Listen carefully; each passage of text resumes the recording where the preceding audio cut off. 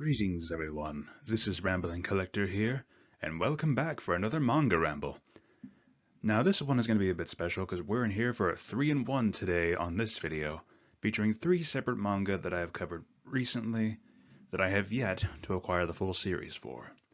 That being My Brain is Different, Drifters, and Bastard.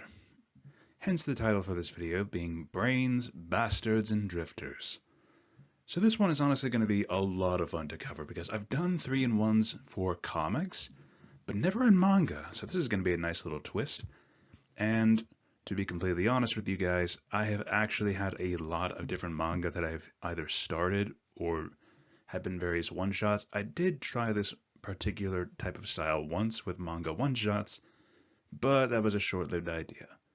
But in a sense, you could say I'm rekindling it with these 3-in-1s that I've been doing as of late. So in all honesty, this is a good way to do it, at least in my opinion. Helps to broaden the horizons a little bit on what various different books I've either started, and whether or not some of these may pop up in future larger reviews, primarily focused on them. But if not, you've always got these to go back to. Anyway, let's get started, shall we? So first of all, we have My Brain is Different by Monsuzu. Now, the long title for this one is My Brain is Different, Stories of ADHD and Other Developmental Disorders. So this one already sticks out to me as being a non-fiction anthology of various people discovering either they themselves or someone they love are diagnosed with ADHD, schizophrenia, or some other form of developmental disorder. And to be honest with you guys, I myself speak from experience of learning when I was also diagnosed with ADHD as well as being on the spectrum.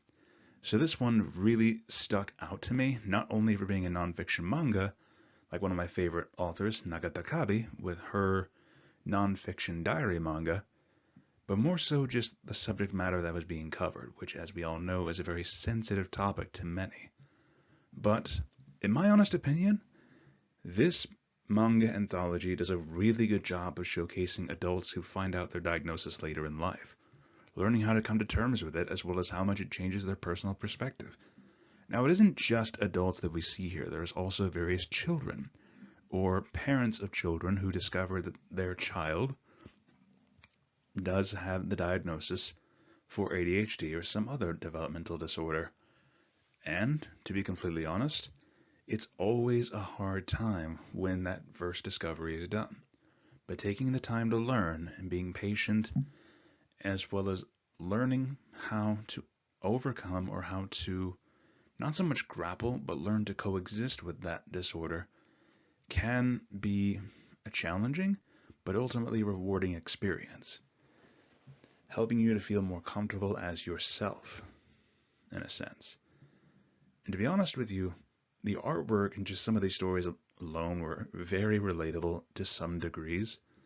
But for those of you like me who are diagnosed with ADHD or have some other type, feel free to check this one out if you can find it. Last I checked online on Amazon for it, it was definitely lowering in how much was still left. So if you can find a copy, go for it and give it a read. I would wholeheartedly recommend this one. Now, next up, we have Bastard by Carnby Kim. And fun fact, this one just got a recent physical release, which is why I'm covering it now on this channel.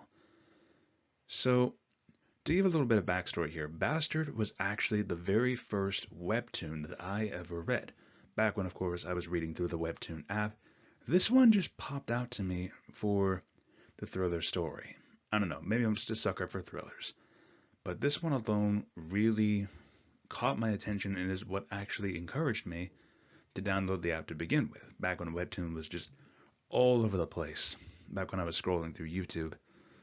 But Bastard, in particular, is a fantastic thriller story of a young boy being forced to aid his serial killer father in his murder spree before deciding to defy him to protect a new classmate.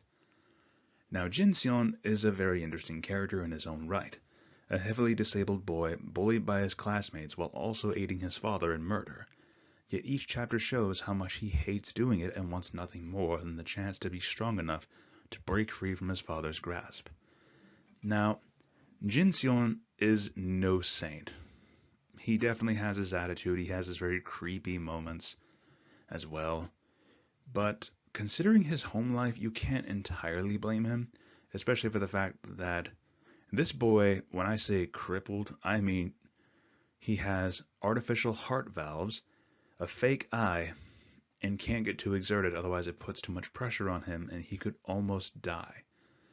To the point that he also has glass covering his rib cage due to some very heavy blunt trauma that he took from being, if I remember correctly, tossed off the roof of a building. Which, the fact that he is even still alive is a miracle in and of itself, but the sheer amount of physical ailments he deals with from this is shocking when you first read about it, especially in the opening chapters, when he describes them to you. But I love how the artwork alone really gives that very creepy and very high-stakes vibe to it, especially when you realize this is from the point of view of a child, having to see his father do this regularly. He has grown up in this life and desperately wants a way out. He wants to be strong enough to be able to overcome his father, but that is always a problem, a careful balancing act of trying to maintain the facade for as long as he can, while gradually building his strength to one day overcome his father, despite his physical disabilities. It's interesting in that regard, and in all honesty, I'm actually rather excited to be able to pick this one up again in a more physical form. Same thing with another webtoon that I plan on covering in a future 3-in-1 video sometime, but you will have to wait to see what that is now, won't you? But Bastard is definitely a highly recommended one for me, especially with it, again, having some very personal history with me as being the first webtoon I ever read through and finished. Now, for the next one and final one on our list. Last, but most certainly not least, we have Drifters by Kohta Hirano. And if that name sticks out to you immediately, you will know that it is the same author who drew and wrote Hellsing, and got a really awesome cameo in High School of the Dead. Now, we all know Hellsing. Everyone knows about that popular series, vampires, Alucard, or vampire Nazis, the works. Drifters, however, is not that well known, at least to my knowledge. But in my personal opinion, it definitely deserves far more attention, especially with this particular premise. It is a wild and absolutely off-the-walls isekai series, featuring various characters from different points in history, duking it out in another world rife with fantasy creatures and corrupt humans, featuring such insane characters from history as Joan of Arc, Shimazu Toyohisa, Oda Nobunaga, Rasputin, and even possibly Jesus Christ himself as the perceived main villain. It is never said outright that Jesus Christ of Nazareth is the main villain, and I really hope at some point we do get that reveal. It's mainly just all the little hints that we get here and there that could point to it being who we think it is. And I would not be surprised if that is the reveal later down the line of who the Black King truly is, and why exactly he wants to just destroy the whole world.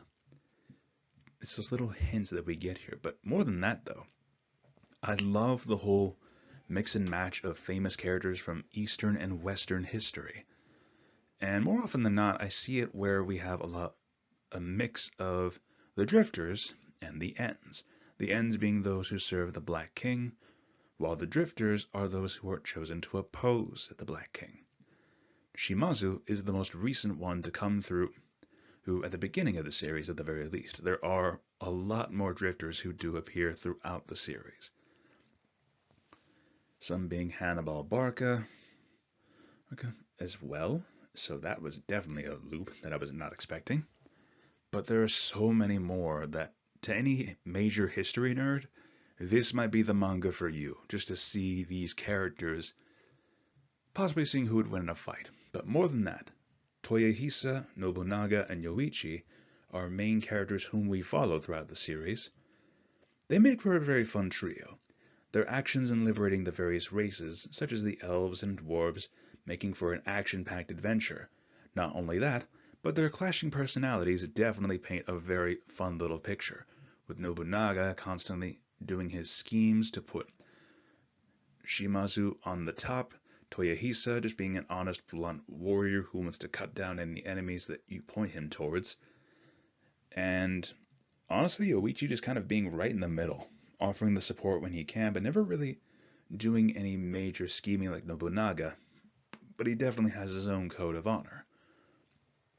If anything, I think the meeting between these three was definitely a lot of fun, watching all three of them just comparing how long ago they lived in Japan's history, and seeing Shimazu Toyohisa just freaking out about how long ago Nobunaga and Yoichi were alive and have since been confirmed dead in his world, and seeing them alive and well in this other world that they're in, it definitely made for a lot of peak comedy and is definitely up there. If you all have read Hellsing, you know for a fact that Kohta Hirano has a weird thing where he'll have these intense action moments, but also a lot of very simple, goofy moments to kind of alleviate the situation a little bit.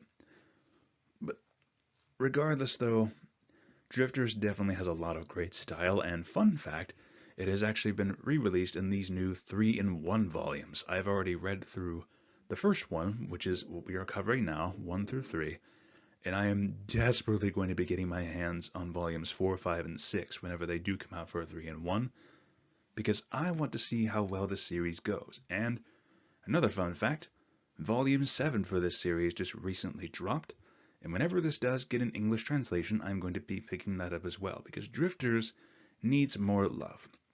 It has been a very slow burn in getting more for this series out, but what we do have available, I feel is definitely worth the read. I mean, it's great artwork, a lot of fantastic action, over-the-top characters. What more can you want? Especially from someone who, again, has created a phenomenal series like Hellsing. But I will urge you guys, do not compare the two when reading these series. Just enjoy each of them for what they are. Drifters is wacky, it's crazy, you get a lot of cool little flashbacks of different historical figures, so take what you might see with a pinch of salt, but at the same time, just enjoy the sudden twists of seeing someone from history here. You're like, wait a minute, I know this person. And if you don't, well, might be a good time to do a bit of history research, don't you think? If anything, I feel like, again, the history buffs are going to really love this series. And they'll be like, I know this person. I know this person. But, jokes aside, let's keep moving on, shall we? Now, we all know how I work when it comes to these comic and manga type videos, and of course I'm going to be gushing about the art style, which for all three series, they do very well for the premises that they are covering. With Drifters, it is a very dark, very action-heavy manga, so it has a very stylistic art style that at times can seem three-dimensional, and then switching it up to just rapidly goofy. But those moments of pure artistic amazement are very well done, especially in the panel shown here, with Shimazu Toyohisa front and center. The detail is amazing. Now, Bastard, of course, being a very dark horror thriller, definitely needs to up the creep factor when it comes to its artwork, and it does it very well. Especially in those incredibly unsettling scenes where the characters' faces are shadowed, you get this sense that something is about to happen. It leaves you on a knife's edge, and the artwork sells that so incredibly well. But My Brain is Different stands out differently in the sense that it is very simplistic, but it is more focused on trying to tell the story rather than just being pure eye candy.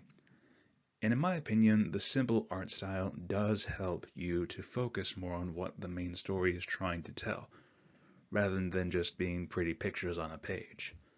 The artwork helps as a way to supplement the story in a way, or as a way to support the story that is being told. And in all honesty, that's what makes all three of these manga and Webtoon, in regards to Bastard, really stand out to me.